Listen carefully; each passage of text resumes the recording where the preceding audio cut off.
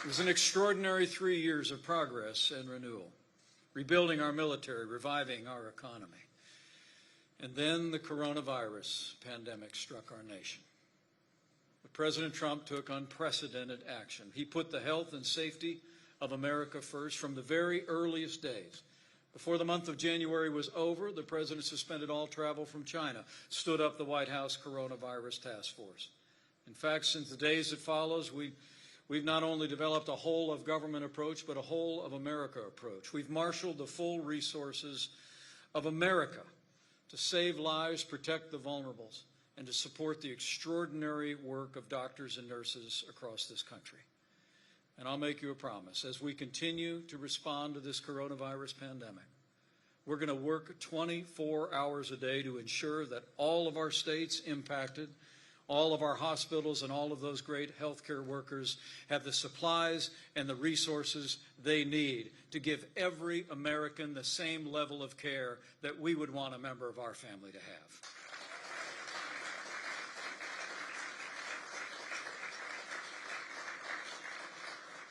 We're meeting this moment with American compassion and American resolve. And we're also opening up America again.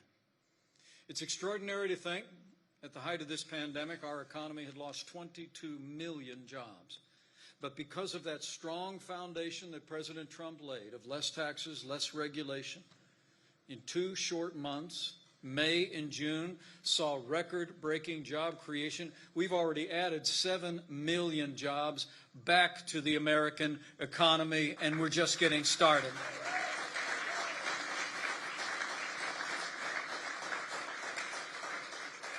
But we all know, my fellow Americans, that we are passing through a time of testing for the American people.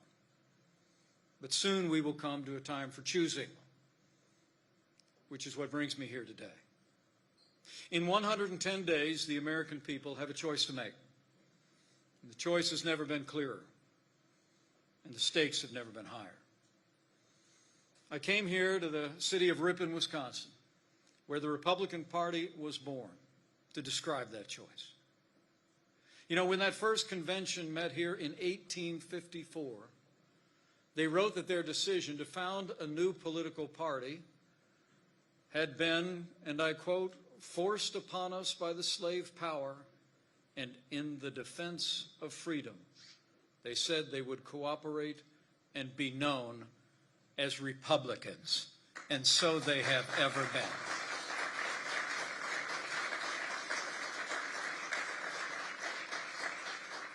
Six years later, they elected the first Republican president, who ushered in the abolition of slavery and the advancement of our highest ideals. And 4 months from now, I know our party will re-elect another Republican president when we re-elect President Donald Trump for 4 more years in the White House. But it's why I'm here today, to talk about what's at stake and to talk about the choice our nation faces. Our economic recovery is on the ballot, but also are things far more fundamental and foundational to our country. You know, it's not so much whether America will be more conservative or more liberal, more Republican or Democrat, more red or blue. It's whether America remains America. It's whether we will leave to our children and our grandchildren a country grounded in our highest ideals of freedom, free markets, and the unalienable right to life and liberty. Or whether we will leave to our children and grandchildren a country that is fundamentally transformed into something else. Like those first Republicans, we stand at a crossroads of freedom. Before us are 2 paths, one based on the dignity of every individual, and the other on the growing control of the state. Our road leads to greater freedom and opportunity. Their road leads to socialism and decline. President Trump set our nation on a path to freedom and opportunity from the very first day of this administration.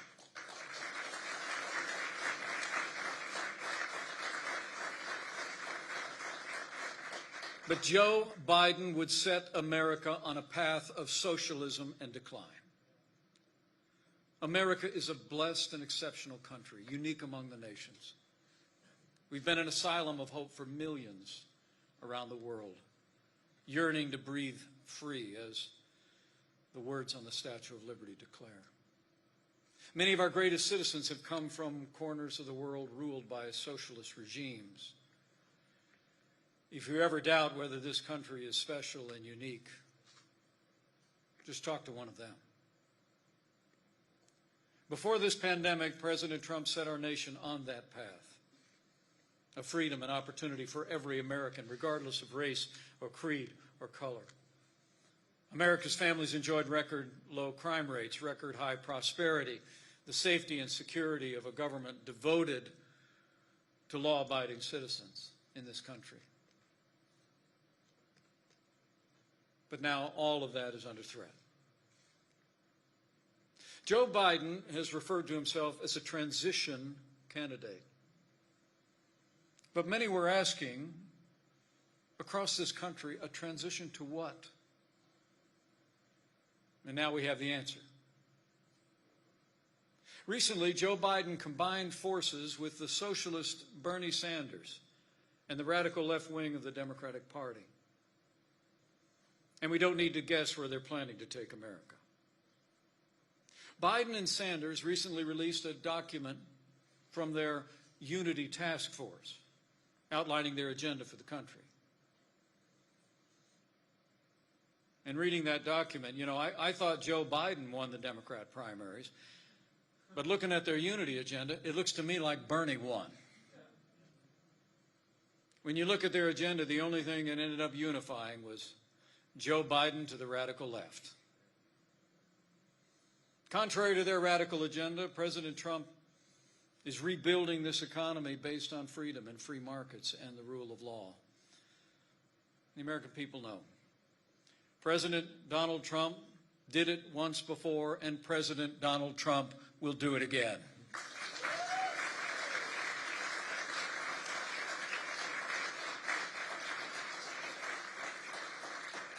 At the root of the Biden-Sanders agenda is a belief that America is driven by envy, not aspiration.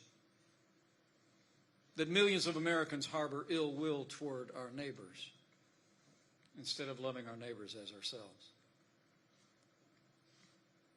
The radical left believes the federal government must be involved in every aspect of our lives to correct those American wrongs.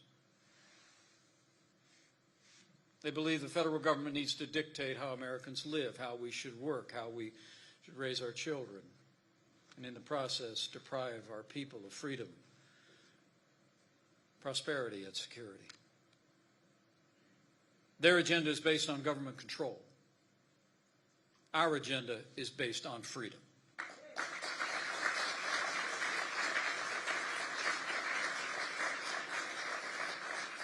I mean, just look at the contrast between our record and the Biden agenda. President Trump cut taxes by $5.5 trillion, the largest tax cut and reform in American history.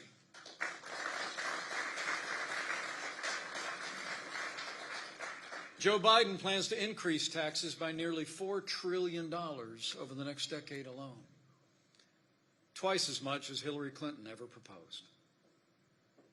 President Trump not only cut taxes, but we've rolled back federal red tape at a historic pace. This president has actually repealed more federal regulations than any president in American history, enabling our economy to add nearly 8 million jobs in the last 2 months alone. Joe Biden would impose an avalanche of regulations on our economy, stifling our recovery and costing American jobs. And when it comes to protecting American jobs, it was President Donald Trump who said the era of economic surrender is over, and he stood up to China. We fought for free and fair trade. Just the other day, the president also signed an executive order holding China accountable for its treatment of Hong Kong, and we will continue to stand strong. Joe Biden? Well, Joe Biden pretends to be tough on China. But the reality is that Joe Biden has helped China all along the way, obtaining most favored nation status in the World Trade Organization. And the Obama administration did nothing when Joe Biden was vice president to prevent the outsourcing of millions of jobs and manufacturing to that communist nation. And President Donald Trump has stood for our highest ideals at home and abroad. It was President Donald Trump who withdrew America from the job-killing Paris Climate Accord and saved thousands of American jobs. Joe Biden wants to join the Paris Climate Accord again, placing a crushing weight on American businesses and the American economy. I mean, under President Trump, the United States has actually achieved energy independence, no longer relying on the Middle East for oil, and now America is a net exporter of energy for the first time in 75 years.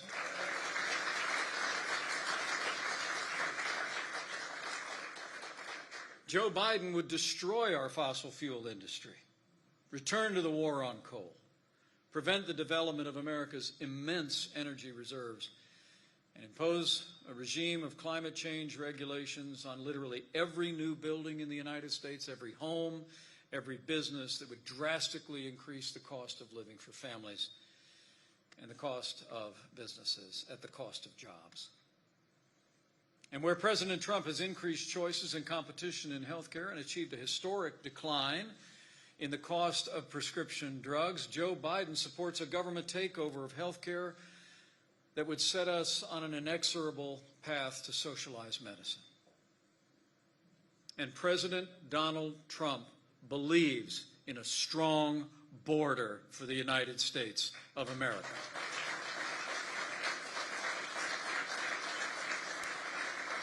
As our president said many times, if you don't have borders, you don't have a nation. As we stand here today, I'm proud to report we've already built more than 200 miles of that border wall on the southern border of the United States. And we've stood without apology for the courageous men and women of Customs and Border Protection and ICE every day. Joe Biden is for open borders. Their agenda calls for an end to deportations, support for sanctuary cities, and free lawyers and free health care for illegal immigrants, all paid for by American taxpayers. It's extraordinary. And closer to home, this president has been a champion for allowing every parent to choose where their children goes to school, regardless of their income or area code. President Donald Trump stands for school choice.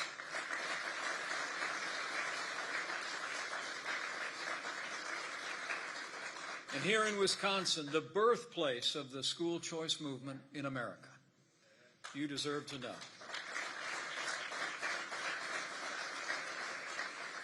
Joe Biden would take away the right of parents to choose where their children go to school, public, private, or parochial. So you need to tell your neighbors and friends, Joe Biden wants to end school choice. Those are the facts. But it's not just been about our economy and about defending American jobs and health and educational opportunities. I couldn't be more proud to be vice president to a president who has stood without apology for the sanctity of human life.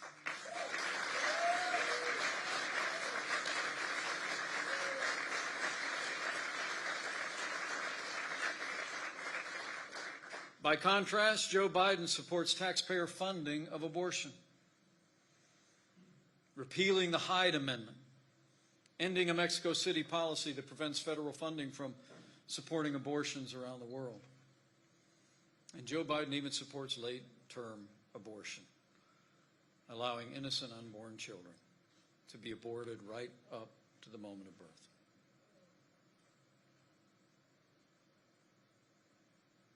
So it's about our economy.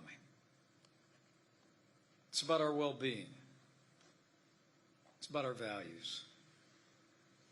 But it's also about the security of our nation at home. And let me say, don't ever doubt, President Donald Trump and this administration stand with the men and women of law enforcement.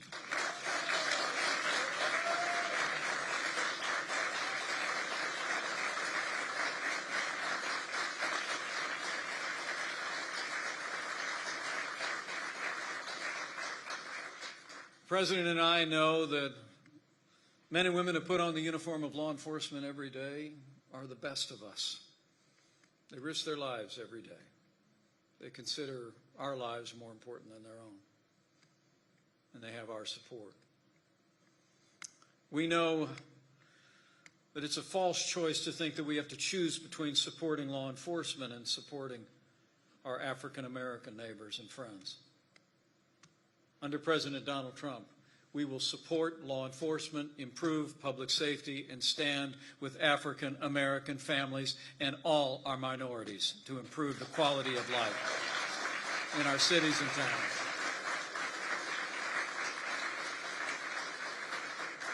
By contrast, Joe Biden believes America is, in his words, systemically racist.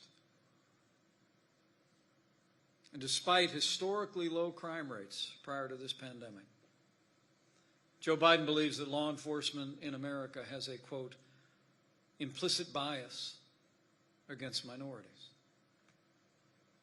Just recently, when asked whether he'd support defunding the police, Joe Biden capitulated to the radical left-wing mob.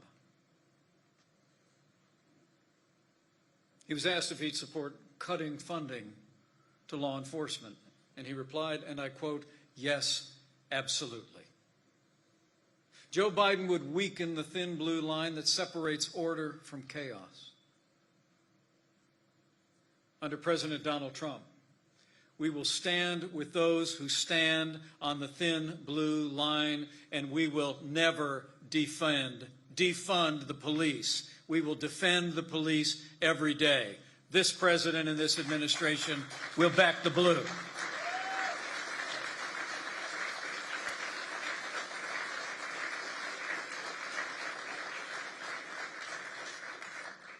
The hard truth is,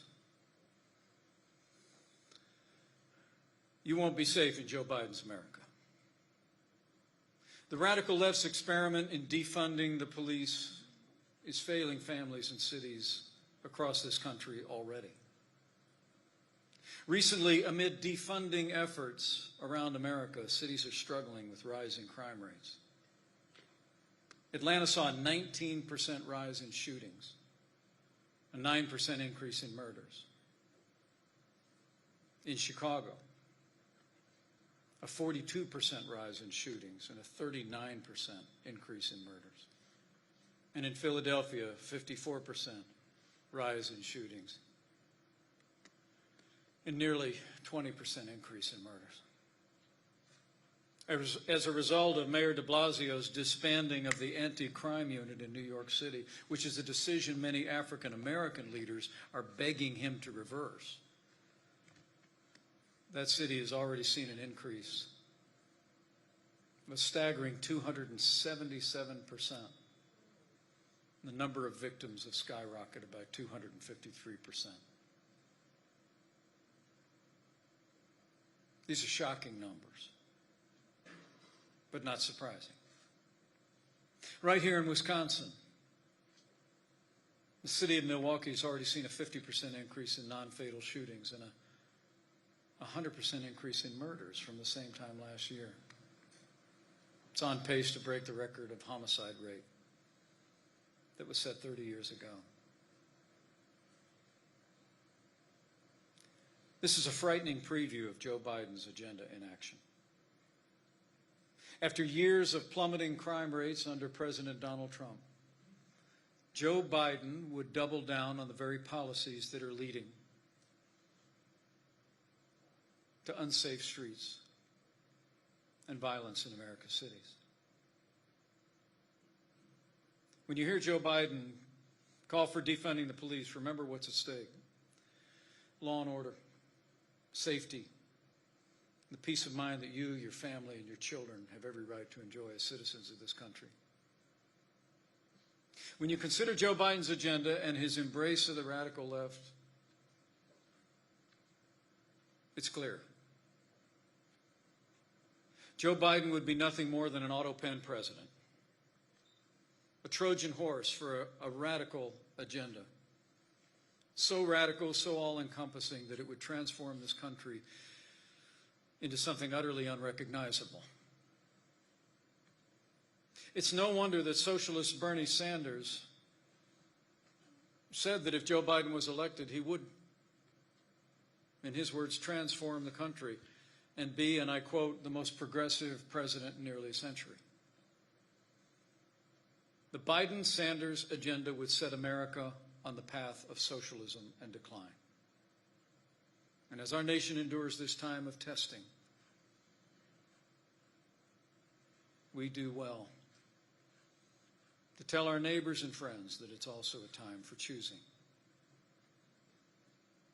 We need to tell our fellow Americans that we can choose to stay on a path that starts from the belief in the goodness of the American people, that starts from the premise that America is exceptional, is founded on freedom, and always striving for a more perfect union.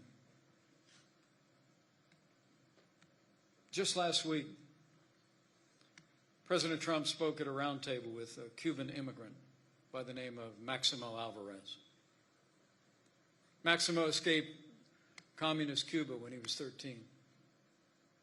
He was one of the last kids to flee with a group of nuns whose convent had been taken over by the communist dictator that Bernie Sanders praised in the past. Maximo had a stark warning for our country at that forum. He said, and I quote, "What's happening in our backyard today, I experienced as an 11-year-old. Maximo went on to say, I remember vividly all the promises that Castro gave. I remember the promises that we hear today about free education, free health care, free land. And then he recalled what his father told him about the glory of being an American. Maximo said that his father told him, don't lose that place. Because if you lose that place, you'll have no place to go. America is a beacon of hope and freedom for all the world.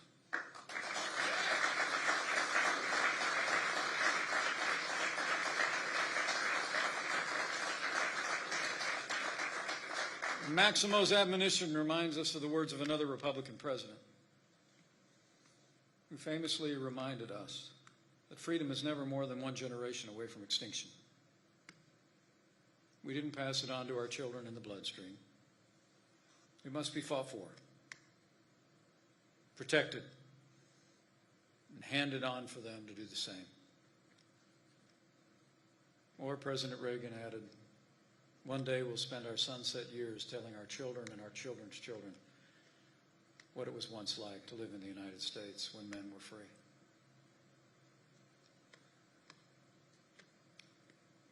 We have to fight for our freedom again.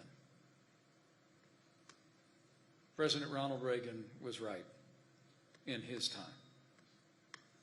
And I promise you, that fighter in the White House will never stop fighting for freedom.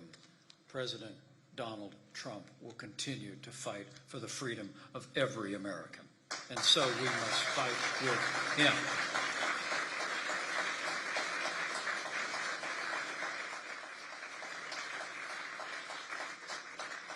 So my fellow Americans, that's the choice we face. We have two paths before us. One of freedom and opportunity, the other of socialism and decline. We can either be true to ourselves and what's made this nation a beacon of hope for all the world, or we can become like the very places that many of our ancestors fled, and that many still flee to come here. In pondering the decision that lies before us, I can't help but think of the words of the great American poet, Robert Frost, my wife's favorite poet. He wrote, and I quote, "Two roads diverged in a yellow wood, and I took the one less traveled by, and that has made all the difference." The truth is, through the long and storied history of this country, Americans have always chosen the road less traveled by, the road of freedom, individual responsibility. And I know we will do so again. I know this because, like our president and those who founded the Republican Party so many years ago here in Ripon, I believe in freedom. And I know this is a freedom-loving nation.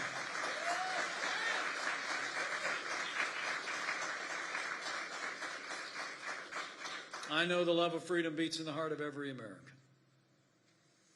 And I know we will choose well again in this November because I have faith. Faith that every time the American people have given the choice between more freedom and less freedom, they stand for freedom. They fight for freedom. And they choose freedom every single time.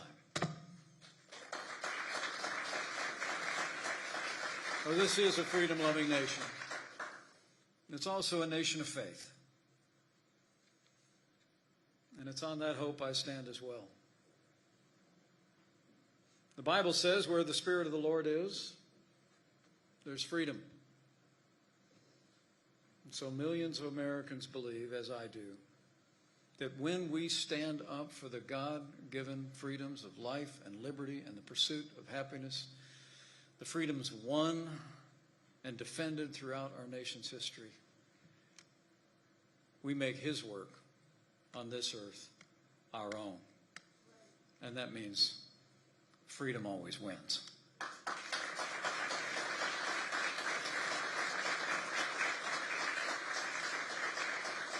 So that's the choice we face, my fellow Americans, between freedom and opportunity or socialism and decline.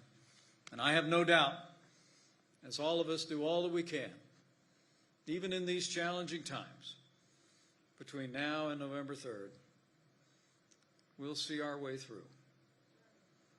We'll be there for our neighbors and friends. We will heal our land, and then we will win a great victory for freedom and our very way of life. And with President Donald Trump in the White House for 4 more years, we'll make America great again. Again. Thank you all very much. God bless you, God bless Wisconsin, and God bless America.